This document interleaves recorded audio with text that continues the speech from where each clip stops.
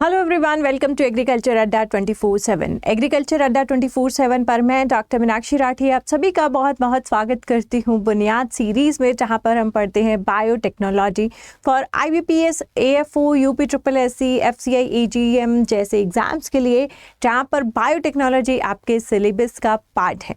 So let's get started with the class के साथ शुरू करते हैं आज का अपना ये सफ़र। और आज का जो हमारा टॉपिक होगा वो होगा मॉलिक्यूलर मार्कर्स। हाँ, आई नो आप लोगों को ये टॉपिक काफ़ी ज़्यादा डिफ़िकल्ट लगता है, समझ में नहीं आता है, पर हम सिर्फ उतना ही कंटेंट पढ़ेंगे जितना हमारे एग्ज़ाम के लिए ज़रूरी है, ताकि इजीली हम इसको समझ सकें और एग्ज़ाम में अगर इससे रिलेटेड क्वेश्चंस आते हैं तो इजीली हम उन्हें कर भी पाएंगे। So let's get started with the class को हम शुरू करते हैं। और जैसा कि मैंने कहा, आज का हमारा टॉपिक है मॉलिक्यूलर मार्कर्स का। अगर आपने अभी तक अड्डा 24/7 की एप्लीकेशन नहीं डाउनलोड की है तो डाउनलोड कर लीजिए।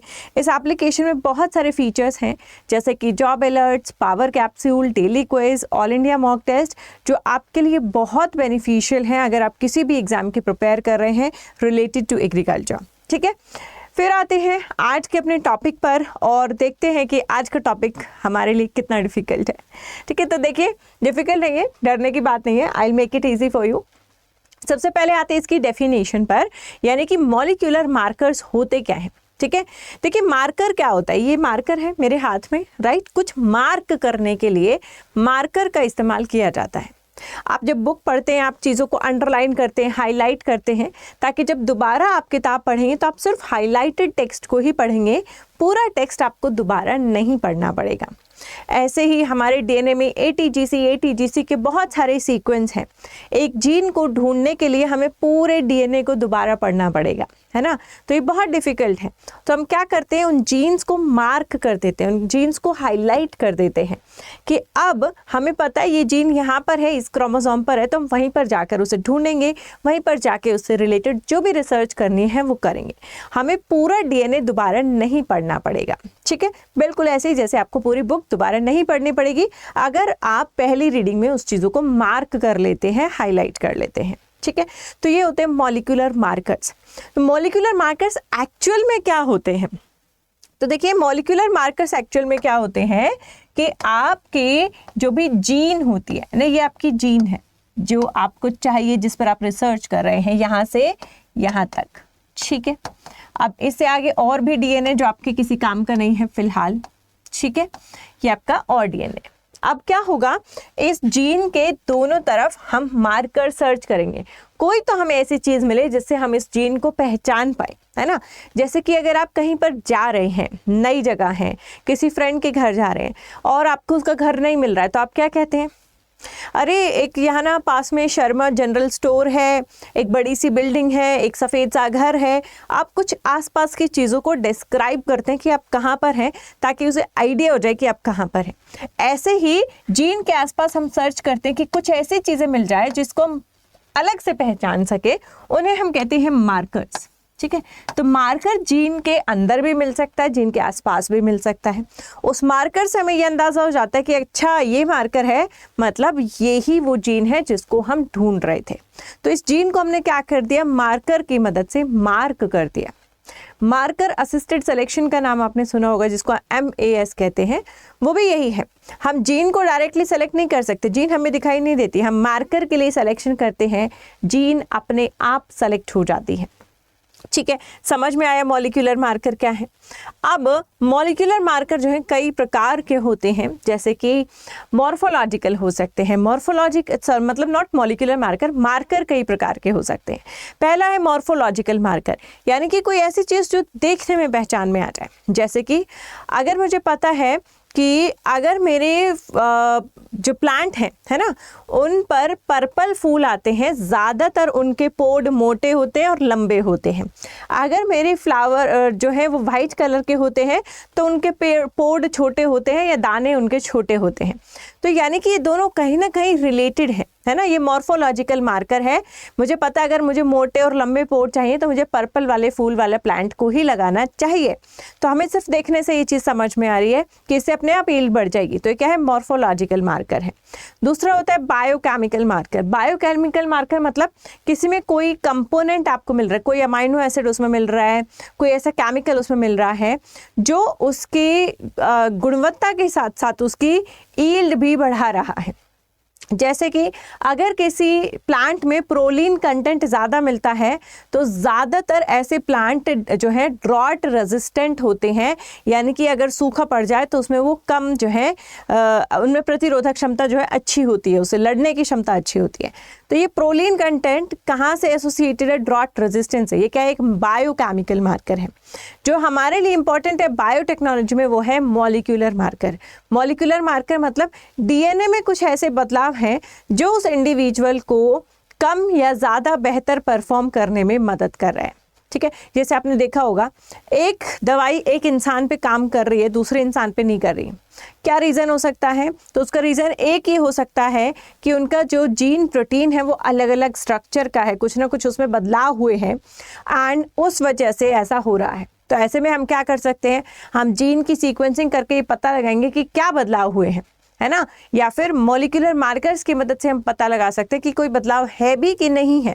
अगर जीन लेवल पर जो बदलाव है उस लेवल को हमें समझना है ना, उस लेवल को और जानना है, उसके हिसाब से किसी पेशेंट को दवाइयाँ देनी है, उसके हिसाब से किसी पेशेंट को ठीक करना है, तो हमें मॉलिक्यूलर मार्कर्स की ज़रूरत पड़ती है। प्लांट ब्रीडिंग में इसकी ज़रूरत कहाँ पड़ती है? दो प्लांट है, आपको जानना है कि दोनों एक दूसरे के रिलेटिव तो नहीं है। एक प्लांट ब्रीडर ने यहाँ इसको बनाया, दूसरे प्लांट ब्रीडर ने यूएस में बनाया, लेकिन उन्होंने सेम पेरेंट्स का इस्तेमाल किया, है ना। सिर्फ एनवायरमेंटल कंडीशन के कारण ये अलग अलग दिख रहे हैं। तो यहाँ पर क्या है, आप इनको पहचान सकते हैं मॉलिक्यूलर मार्कर की मदद से, यानी कि प्लांट्स में डाइवर्सिटी कितनी है ये आप मॉलिक्यूलर मार्कर से पहचान सकते हैं। एक हाइब्रिड के पेरेंट्स कौन है ये आप मॉलिक्यूलर मार्कर से पहचान सकते हैं। ठीक है, तो इसलिए ये मॉलिक्यूलर मार्कर्स इस्तेमाल, किसी जीन को टैग करने के लिए, आइडेंटिफाई करने के लिए मॉलिक्यूलर मार्कर्स का इस्तेमाल आप कर सकते हैं।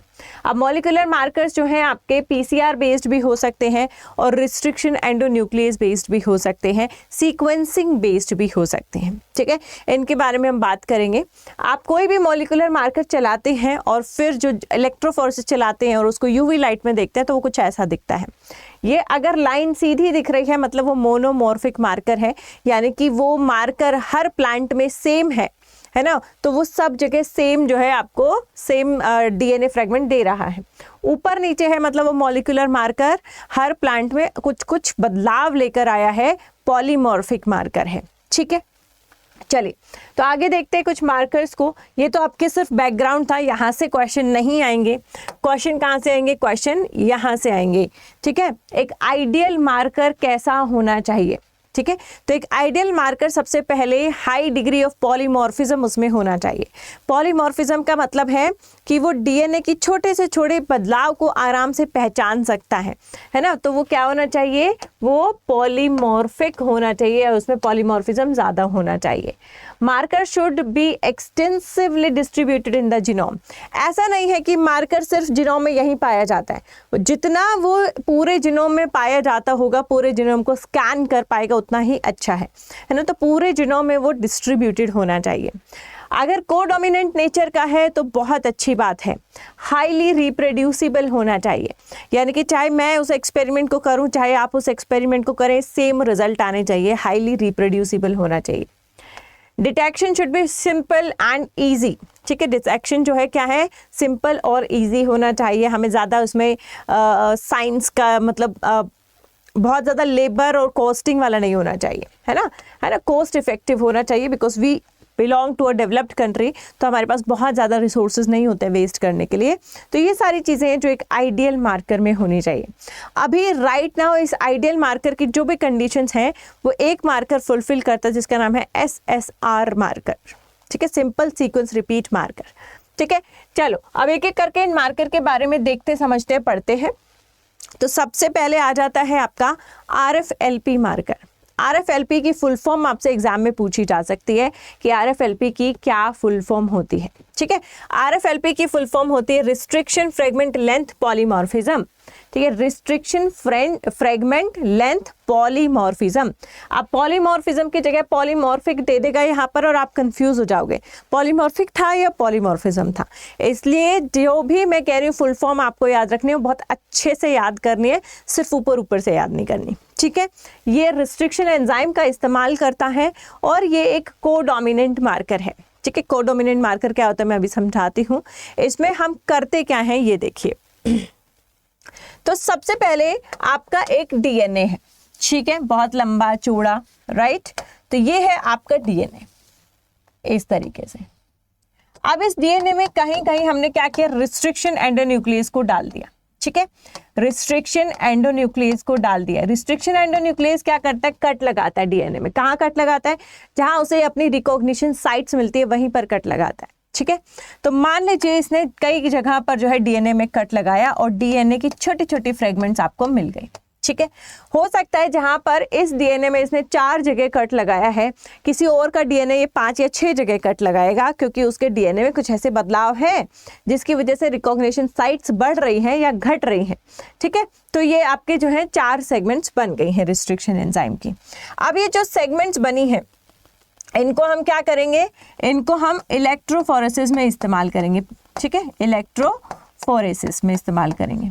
इलेक्ट्रोफोरेसिस में क्या होगा, जैसे कि आपका सैंपल ए है, इसमें आपकी फ्रेगमेंट जितनी 4 फ्रेगमेंट बनी है, 4 फ्रेगमेंट साइज के हिसाब से अलग अलग हो जाएगी। ठीक है, मान लीजिए ऐसे ही आपका एक बी सैंपल है, बी सेगमेंट में 4 की जगह 5 सेगमेंट्स बनी है, तो वो 5 सेगमेंट भी साइज के हिसाब से अलग अलग हो जाएगी। मान लीजिए आपके पास एक सी सैंपल है, सी सैंपल में सिर्फ 3 ही जो है आपकी अलग अलग फ्रेगमेंट्स बनी है साइज की, तो वो भी जो है अलग अलग हो जाएगी। तो हमें इन तीनों को देखकर क्या समझ में आ रहा है, इन तीनों को देख के हमें समझ आ रहा है कि मॉलिक्यूलर मार्कर की रिकॉग्निशन साइट एक में 4 जगह कट लगा रही है, एक में 5 जगह, एक में 3 जगह, तो आपकी फ्रेगमेंट्स अलग अलग साइज की बन रही हैं, है ना। तो ये ऐसा क्यों हो रहा है, क्योंकि जो उसकी रिकॉग्निशन साइट है उसमें कोई ना कोई बदलाव हुआ है, म्यूटेशन हुआ है, कोई चेंज हुआ है, जिसके कारण ऐसा हो रहा है। अब जो ये इलेक्ट्रोफोरेसिस की जेल पर ये सारे बैंड्स आए हैं, इन बैंड को शिफ्ट किया जाता है नाइट्रोसेल्यूलोज शीट पर। ठीक है, नाइट्रोसेल्यूलोज की एक शीट होती है, एक पेपर होता है, उस पर इनको सेम रेप्लिका में, बिल्कुल सेम डिजाइन में इनको क्या किया जाता है, यहां से शिफ्ट किया जाता है। ठीक है, शिफ्ट कर लिया मैम। तो ये जो शिफ्टिंग हो रही है आपकी, है ना, इस शिफ्टिंग के प्रोसेस में को कहते हैं साउदर्न ब्लॉटिंग। साउदर्न ब्लॉटिंग इसको हम कहते हैं, राइट। साउदर्न ब्लॉटिंग हुई, आपके नाइट्रोसेल्यूलोज पर सारे फ्रेगमेंट्स आ गए। आपको ये सारे फ्रेगमेंट नहीं चाहिए, आपको वो चाहिए जिस फ्रेगमेंट में आपका जीन है। मान लीजिए आपका जीन इस फ्रेगमेंट में है, आप जिस जीन को ढूंढ रहे थे वो इस फ्रेगमेंट में है। अब हमें यह देखकर कैसे पता चलेगा किस फ्रेगमेंट में है ना। तो हम क्या करेंगे, इस जीन की थोड़ी सी सीक्वेंस हमें ऑलरेडी पता है ना, हमें इसकी सीक्वेंस पता है कि इस जीन की सीक्वेंस क्या है, हम सिर्फ इसको ढूंढना चाह रहे हैं कि एक्चुअली फिजिकली कहाँ है ना। मैप में तो हम देख कर आए हैं, गूगल मैप में, कि भैया गुड़गांव यहाँ पर है पर कोई बोर्ड तो लगा होना चाहिए जो हमें बताए गुड़गांव शुरू हो गया, हमें कैसे पता चल गया ये गुड़गांव है। ठीक है, तो वो है आपका ये जीन। तो ये जीन है, लेकिन इस जीन को पहचानेंगे कैसे, इसकी सीक्वेंस के कॉम्प्लीमेंट्री हम एक प्राइमर बनाएंगे। ठीक है, प्राइमर बनाएंगे, उस प्राइमर पर एक कोई भी ऐसा रेडियो न्यूक्लियोटाइड सब्सटेंस भी रख सकते हैं जो लाइट एमिट करता हो। ठीक है, अब इस प्राइमर को बोलते हैं प्रोब। ठीक है, जिस पर भी ऐसी कोई चीज़ लगा दी आपने जो पहचानने में मदद करती है, कोई रेडियो न्यूक्लियोटाइड सब्सटेंस लगा दिया है, कोई डाई ऐड कर दी है, तो उसे हम प्रोब कहते हैं। अब ये प्रोब आपने इस शीट पर डाला, इस प्रोब को यहाँ पर अपनी डीएनए की सीक्वेंस मिल गई और यहाँ पर ये इसके साथ बाइंड हो गया। ठीक है, जैसे यहाँ पर बाइंड होगा, यहाँ पर आपको लाइट एमिट होते हुए दिखाई देगी, न्यूक्लियोटाइड रेडियो एक्टिव सब्सटेंस है। ठीक है, ऐसे ही इस फ्रेगमेंट में भी ये जो है, इसको अपना जो सीक्वेंस है वो मिल गया और ये यहाँ पर भी अटैच हो गया और लाइट एमिट हो गई, लेकिन इसमें इसको ये कहीं नहीं मिला। तो इसका मतलब क्या है, ए में भी ये जीन है, बी में भी ये जीन है, पर सी में ये जीन नहीं पाई जा रही है। ठीक है, अब यहाँ पर हमने क्या किया, इसको हमने जो है फ्रेगमेंट को क्या किया, हाइब्रिडाइज किया। किसकी मदद से किया, प्रोब की मदद से किया। इससे हमें समझ आ गया कि ये फ्रेगमेंट और ये फ्रेगमेंट, इसमें ये जीन पाई जा रही है जिस पे हम काम करना चाह रहे हैं, है ना। तो 2 प्लांट में वो जीन है, तीसरे प्लांट में वो जीन नहीं है। उसके क्या इफेक्ट फील्ड पर आपको दिख रहे हैं वो भी आप देख सकते हैं। मान लीजिए ये दोनों प्लांट रेजिस्टेंस शो कर रहे हैं और ये प्लांट ससेप्टेबल शो है, इसमें बीमारियां ज़्यादा लगती हैं, तो आपको समझ आ जाएगा ये इसी के कारण हो रहा है। ठीक है, तो ऐसे आप इन जीन को पहचान सकते हैं। तो ये क्या है, रिस्ट्रिक्शन एंजाइम बेस्ड जो है डिफरेंट लेंथ की जो है बनती है सेगमेंट्स, और फिर उनको इलेक्ट्रोफोरेसिस पर अलग किया जाता है, नाइट्रोसेल्युलोसिस पर शिफ्ट किया जाता है, फिर उनकी हाइब्रिडाइजेशन होती है प्रोब से, और फिर हम उस फ्रेगमेंट को आइडेंटिफाई कर सकते हैं जिस फ्रेगमेंट को हम ढूंढ रहे थे। इसको हम कहते हैं रिस्ट्रिक्शन फ्रेगमेंट लेंथ पॉलीमॉर्फिज्म। ठीक है, चलिए आगे चलते हैं। नेक्स्ट आ जाता है आपका RAPD मार्कर। RAPD मार्कर क्या होता है, तो RAPD की फुल फॉर्म होती है रैंडमली एम्पलीफाइड पॉलीमॉर्फिक DNA। ठीक है, रैंडमली एम्पलीफाइड, कहीं से भी रैंडमली एम्पलीफाई हो गया है, लेकिन पॉलीमॉर्फिज्म दिखा रहा है, मतलब दोनों अलग अलग सैंपल में अलग अलग जो है यहाँ पर एम्पलीफिकेशन हो रहा है। ठीक है, ये PCR को यूज़ करता है। पिछले कहीं भी प्रोसेस में हमने PCR का इस्तेमाल नहीं किया, लेकिन RAPD एक PCR बेस्ड मार्कर है और ये एक डोमिनेंट मार्कर है। ठीक है, डोमिनेंट कोडोमिनेंट मैं आपको लास्ट में समझाऊंगी होते क्या है। राइट, तो यहाँ पर क्या होता है RAPD मार्कर में कि ये आपका DNA सैंपल है A का और ये DNA सैंपल है आपका B का। ठीक है, अब जो A में आपकी जो DNA सैंपल है, राइट, तो इसमें हो क्या रहा है, प्राइमर्स ऐड होंगे। रिकॉर्डिंग है, चलेगी अभी 1 बजे तक। कोई और दे दो, सैटरडे है। A और B 2 सैंपल है। ठीक है, 2 सैंपल है, तो ये आपका DNA है। राइट, अब इस DNA में जहां भी इसे कॉम्प्लीमेंट्री सीक्वेंस मिलेगा ये आकर यहाँ पर जुड़ जाएगा। तो हमारा ये प्राइमर जो है, इसको यहाँ कॉम्प्लीमेंट्री सीक्वेंस मिला, यहाँ जुड़ गया, यहाँ कॉम्प्लीमेंट्री सीक्वेंस मिला, यहाँ जुड़ गया, यहाँ कॉम्प्लीमेंट्री सीक्वेंस मिला, जुड़ गया, यहाँ पर मिला, यहाँ पर भी जुड़ गया, यहाँ पर मिला, यहाँ पर भी जुड़ गया। मैं PCR आपको पढ़ा चुकी हूँ कल, है ना। तो ये प्राइमर को जहाँ भी कॉम्प्लीमेंट्री सीक्वेंस मिलेगी यहाँ जुड़ जाएगा, और जो आपका ये फ्रेगमेंट जो 2 प्राइमर के बीच में आएगा ये क्या हो जाएगा, PCR में एम्पलीफाई हो जाएगा। लेकिन यहाँ पर आपके प्राइमर को कोई कॉम्प्लीमेंट्री सीक्वेंस नहीं मिला, तो वो नहीं जुड़ा, तो यानी कि ये फ्रेगमेंट एम्पलीफाई नहीं होगा।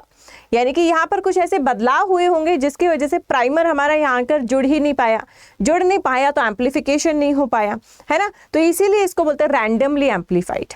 अब ये जो प्राइमर हमने लिया है, ये हमने अपनी मर्जी से लिया है, कोई भी 10 बेस पेयर का सीक्वेंस है जो हमने अपनी मर्जी से लिया है। ठीक है, अभी जो 10 बेस पेयर का सीक्वेंस हमने अपनी मर्जी से लिया है, तो हमें इसमें सीक्वेंसिंग करने की कोई ज़रूरत नहीं पड़ती है। हम नहीं जानते कि इस जीन का सीक्वेंस क्या है। ठीक है, उसके बिना ही यहाँ काम चल जाता है।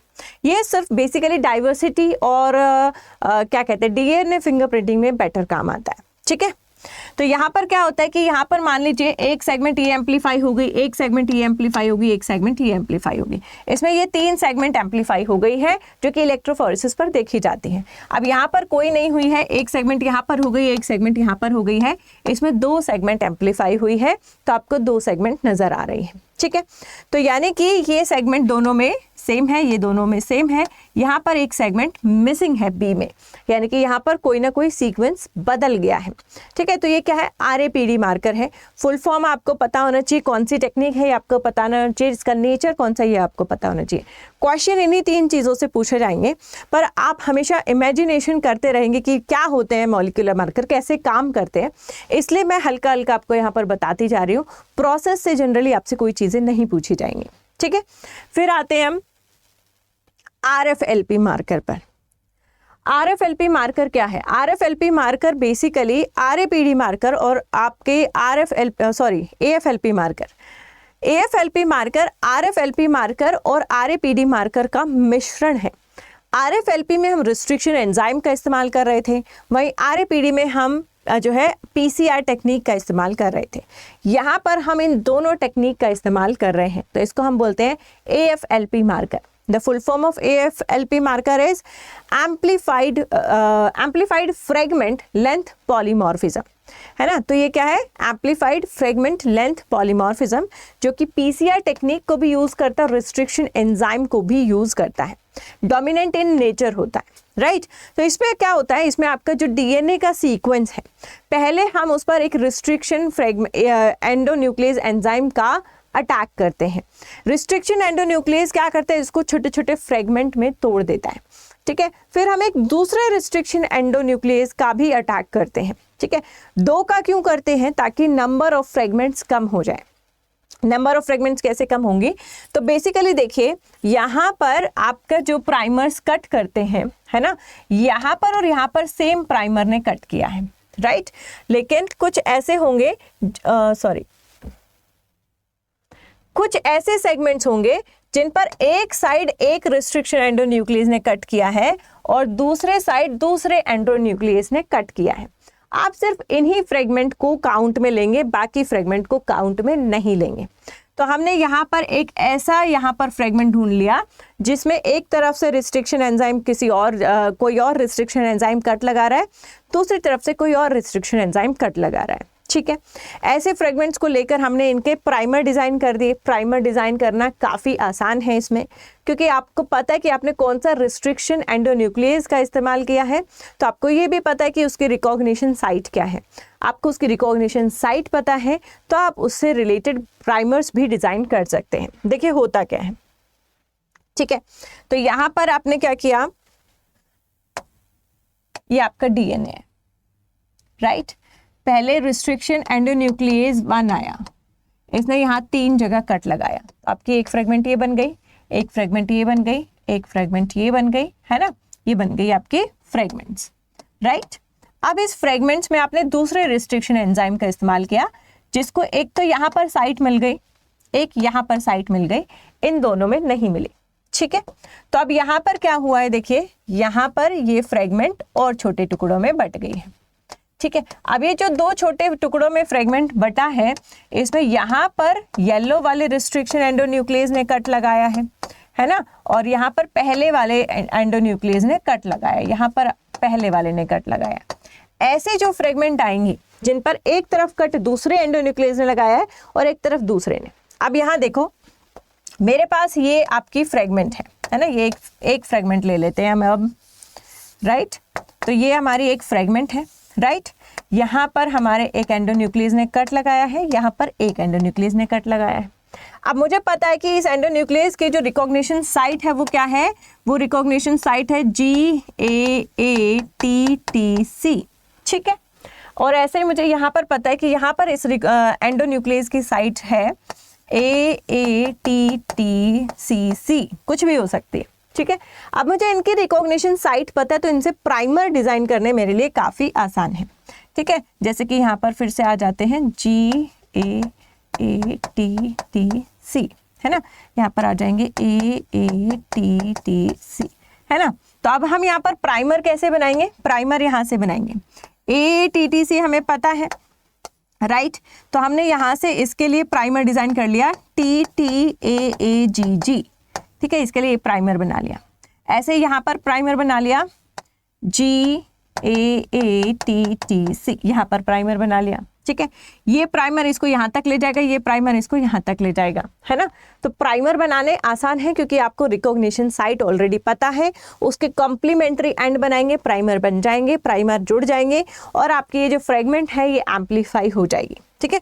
तो पहले हमने यहाँ पर रिस्ट्रिक्शन एंजाइम से फ्रेगमेंट्स बनाए, फिर उन फ्रेगमेंट में से एक फ्रेगमेंट, मतलब ऐसी बहुत सारी फ्रेगमेंट होंगी, एक नहीं होंगी, ठीक है, जिन पर ब्लू और रेड मतलब अलग अलग रिस्ट्रिक्शन एंडोन्यूक्लियस ने कट किया है, उनको हम एम्पलीफाई करेंगे, ठीक है। मान लीजिए एक सैंपल में जो एम्पलीफिकेशन हुआ है ना, वो एक सैंपल में 4 जगह पर हुआ है, एक सैंपल में 2 जगह हुआ है, एक सैंपल में हुआ ही नहीं है। ऐसे आपको डिफरेंट जो है प्रोफाइल्स मिलेगी, तो इसको हम कहते हैं, ये क्या है, एम्पलीफाइड फ्रेगमेंट लेंथ पॉलीमॉर्फिज्म है, ठीक है। ये पीसीआर और रिस्ट्रिक्शन एंजाइम दोनों का इस्तेमाल करता है, डोमिनेंट इन नेचर होता है, राइट। नेक्स्ट आते हैं SSR markers. SSR markers are simple sequence repeat. Now simple sequence repeat full form याद रखनी है, सबसे ज़्यादा वाइडली यूज मार्कर यही है जिसका इस्तेमाल हम करते हैं। पीसीआर टेक्निक का इस्तेमाल इसमें किया जाता है, को डोमिनेंट इन नेचर होता है। ठीक है, ये सारी चीज़ें आपको याद रखनी है। नेक्स्ट यहाँ पर एसएसआर मार्कर क्या होता है? देखिए, सिंपल सीक्वेंस रिपीट, सिंपल सी एक सीक्वेंस जो बार बार रिपीट हो रही है।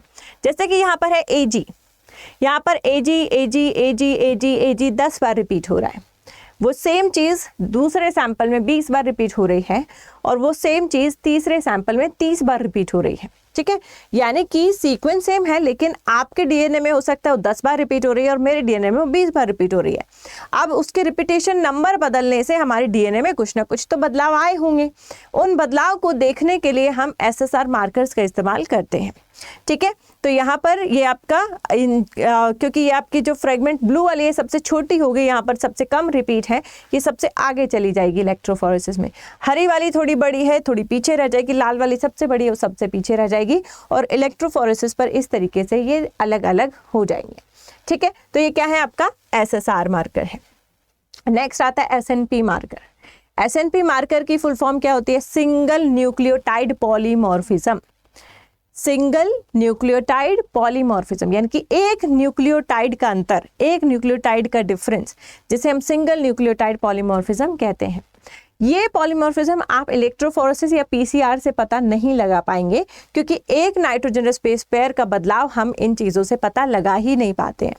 तो हमें इसके लिए क्या करना पड़ेगा? इसके लिए हमें सीक्वेंसिंग करनी पड़ेगी। इसके लिए हमें इसका क्रम जो है वो बताना पड़ेगा, सीक्वेंसिंग करनी होगी। ठीक है, ये भी एक कोडोमिनेंट मार्कर है। ठीक है, तो आपको जो एसएनपी मार्कर है वो कैसे है? देखिए, यहाँ पर आपका एक डीएनए है जहाँ पर यहाँ इस सीक्वेंस पर एटी लगा हुआ है। ठीक है, अब डीएनए में कोई बदलाव आ गया, म्यूटेशन हो गया और ये एटी की जगह जीसी हो गया है। ठीक है, सिर्फ एक न्यूक्लियोटाइड का बदलाव आप में सिकल सेल एनीमिया डिजीज कर सकता है। ठीक है, अगर एक न्यूक्लियोटाइड बदल जाता है, एक नॉर्मल ह्यूमन ब्लड सेल्स जो कि आरबीसीज होते हैं वो गोल होते हैं और नीचे आकर वो सिकल सेल हो जाते हैं सिर्फ एक न्यूक्लियोटाइड बदलने से। अब ये एक न्यूक्लियोटाइड बदला, ये हमें पता कैसे चलेगा? ये पीसीआर या इलेक्ट्रोफोरेसिस से पता नहीं चलेगा, ये हमें सीक्वेंसिंग करनी पड़ेगी। इस पूरे जीन की सीक्वेंसिंग हमें पता होनी चाहिए, तभी हम इसको आइडेंटिफाई कर पाते हैं। ये सबसे ज़्यादा जो है आपके डीएनए में मिलते हैं। डीएनए में एक एक नाइट्रोजनस बेस पेयर के बहुत सारे बदलाव आपको मिलते ही रहते हैं, तो सबसे ज़्यादा यही मिलते हैं। लेकिन ये सबसे ज़्यादा कॉस्टली है, क्योंकि हर बार इसको पहचानने के लिए, डिटेक्ट करने के लिए सीक्वेंसिंग करनी पड़ती है, तो ये काफ़ी कॉस्टली है। तो हमारे यहाँ इंडिया में इसका ज़्यादा इस्तेमाल अभी नहीं हो रहा है। ठीक है, तो ये है आपका एसएनपी मार्कर। अभी मैंने आपको बताया था कि मैं डोमिनेंट को डोमिनेंट आपको लास्ट में बताती हूँ। ठीक है, देखिए, अगर आपका एक प्लांट ऐसा है जिसमें एक जो जीन है वो डोमिनेंट होमोजाइगस नेचर में है, दूसरा प्लांट है उसमें वो same gene recessive homozygous nature में है, और एक प्लांट है जिसमें हेट्रोजाइगस नेचर में है। ठीक है, मार्कर 1 है जो कि एक आरएपीडी मार्कर है। आरएपीडी मार्कर कैसा होता है? आरएपीडी मार्कर का मतलब है कि ये डोमिनेंट मार्कर है। ठीक है, अगर ये एक डोमिनेंट मार्कर है तो ये क्या करेगा? ये क्योंकि प्लांट 1 में ए है तो यहाँ पर बैंड बनाएगा। ठीक है, जहाँ पर मार्कर होगा बैंड बनेगा। यहाँ पर स्मॉल ए है, यहाँ पर बैंड दूसरा बनेगा। लेकिन यहाँ पर भी ए है तो यहाँ पर भी जो डोमिनेंट है वो सेम बनेगा। ठीक है, तो दोनों डोमिनेंट वाले सेम जगह बैंड बनाएंगे, सिर्फ रिसेसिव वाला अलग जगह बैंड बनाएगा। इसको हम कहते हैं डोमिनेंट मार्कर। ठीक है, अगर एक को डोमिनेंट मार्कर की बात करें जैसे कि एसएसआर मार्कर है, ठीक है, उसमें क्या होता है? उसमें कैपिटल ए अगर यहाँ पर बैंड बना रहा है और स्मॉल ए यहाँ पर बैंड बना रहा है, क्योंकि इसके पास कैपिटल ए भी है और स्मॉल ए भी है, तो इसके पास दोनों बैंड बनते हैं, कैपिटल ए वाला भी और स्मॉल ए वाला भी। ठीक है, तो इसको मतलब ये जो है ये हेटेरोजाइगोट को पहचान पाता है ना, जिसमें दो बैंड बनेंगे हम समझ जाएंगे ये एक हेटेरोजाइगोट प्लांट है जिसमें कैपिटल ए स्मॉल ए दोनों प्रेजेंट हैं। ये एक हेटेरोजाइगोट को नहीं पहचान पाता, इसके लिए हेटेरोजाइगोट हो या होमोजाइगोट, डोमिनेंट हो, दोनों सेम होते हैं, जब तक वो रिसेसिव ना हो सेम दिखते हैं। ठीक है, तो ऐसे मार्कर जो डोमिनेंट और हेटेरोजाइगस को नहीं पहचान पाते उनको डोमिनेंट मार्कर कहते हैं। जो डोमिनेंट और हेटेरोजाइगस को अलग अलग पहचान पाते हैं उनको को डोमिनेंट मार्कर कहते हैं। ठीक है, ये आपका डोमिनेंट और को डोमिनेंट का सिस्टम होता है। हमें ज़्यादातर को डोमिनेंट मार्कर पसंद होते हैं क्योंकि वो हेटेरोजाइगोट्स को पहचान सकते हैं। ठीक है, चलिए इससे रिलेटेड क्वेश्चंस करके देखते हैं कौन से क्वेश्चंस हैं, किस तरीके के क्वेश्चंस हैं जो हमसे पूछे जा सकते हैं। पहला आता है which of the following is a codominant marker, इनमें से कौन सा एक कोडोमिनेंट मार्कर होता है। इस तरीके के क्वेश्चन आपसे बिल्कुल पूछे जाएंगे एग्जाम में। ठीक है, RAPD डोमिनेंट है, SSR कोडोमिनेंट है, AFLP डोमिनेंट है। ठीक है, तो यहाँ पर आपका राइट आंसर क्या हो जाएगा, बी राइट आंसर हो जाएगा। नेक्स्ट आपका आता है RFLP की फुल फॉर्म क्या होती है। फुल फॉर्म से भी आपके क्वेश्चन आएंगे ही आएंगे एग्जाम में। ठीक है, RFLP क्या है, रैंडमली फ्रेगमेंट लेंथ पॉलीमॉर्फिज्म। ठीक है, लास्ट में आ रहा है तो रैंडम फ्रेगमेंट लेंथ पॉलीमॉर्फिज्म। ठीक है, RFLP। ठीक है, तो यहां पर आपका राइट आंसर क्या होगा, ए होगा। सॉरी मेरे दिमाग ही चल गया, RAPD में आता है रैंडम। देखा, मैं अगर ये गलती कर सकती हूँ तो आप लोग भी कर सकते हो, इस चीज़ को ध्यान में रखना है ना। तो मेरे दिमाग में RAPD चल रहा था, RFLP है। RFLP में रैंडम नहीं होता, रिस्ट्रिक्टेड होता है। ठीक है, restriction fragment length polymorphism, B आपका यहाँ पर क्या होगा, राइट आंसर होगा। RAPD stands for randomly amplified length polymorphism. ठीक है, RAPD क्या है, RAPD आपका फुल फॉर्म अभी हमने करी, रैंडमली एम्पलीफाइड पॉलीमॉर्फिक DNA, ये आपका क्या है, RAPD है। RAPD किस चीज पर बेस्ड होता है, रिस्ट्रिक्शन एंजाइम्स पर, स्पेसिफिक प्राइमर्स पर, आर्बिट्री प्राइमर्स पर, या DNA हाइब्रिडाइजेशन पर। तो देखिए RAPD में हम PCR टेक्निक का इस्तेमाल करते हैं और प्राइमर्स लगाते हैं, लेकिन मैंने आपको बताया था ये प्राइमर्स आर्बिट्री होते हैं। आर्बिट्री का मतलब है ऐसे ही अपने मन से कोई 10 न्यूक्लियोटाइड जोड़ के हमने प्राइमर बना दिया है, इसमें हम सीक्वेंसिंग नहीं करते हैं। तो ये ऐसे प्राइमर जो आपने मन से बनाए उनको आर्बिट्री प्राइमर कहते हैं। ठीक है, सो सी यहां पर क्या होगा, राइट आंसर होगा। AFLP is combination of which of the following techniques. AFLP में कौन सी दो टेक्निक्स हमने इस्तेमाल की हैं, तो यहाँ पर हम रिस्ट्रिक्शन एंजाइम और PCR दोनों टेक्निक्स का इस्तेमाल करते हैं। तो यहाँ पर आएगा आपका RFLP एंड PCR। ठीक है, तो यहाँ पर आपका ऑप्शन होगा सी, क्योंकि रिस्ट्रिक्शन फ्रेगमेंट भी किया है, कट भी किया है और फिर फ्रेगमेंट को एम्पलीफाई भी किया है, PCR का इस्तेमाल भी किया है। ठीक है, तो C will be the right answer.